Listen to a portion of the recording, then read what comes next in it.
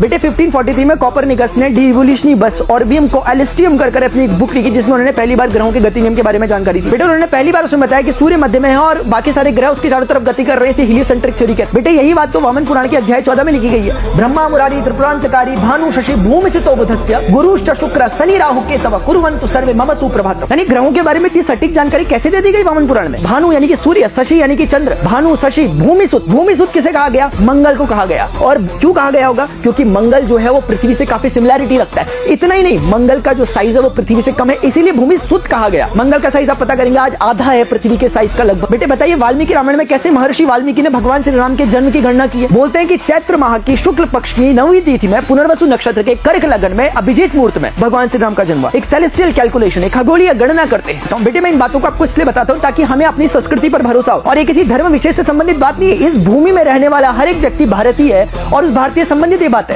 जो सनातन की परंपरा में भरोसा रखता है, सनातन यानी क्या? शाश्वतता। जो रिथम में यानी कि प्रकृति के बनाए हुए नियमों में भरोसा रखता है वो सनातनी है, चाहे वो किसी भी धर्म संप्रदाय या किसी भी मत को मानने वाला व्यक्ति क्यों ना हो। बेटे वैसे ही भगवान श्री कृष्ण कहते हैं आकाशम पतितम तोयम यथा गच्छति सागरम सर्वदेव नमस्कारम केशवम प्रति गच्छति। जिस प्रकार से आकाश से गिरने वाली बूंद अंत में समुद्र में गिरती है, इसी प्रकार से किसी भी देव को किया गया नमस्कार अंत में मुझ तक ही पहुंचता है।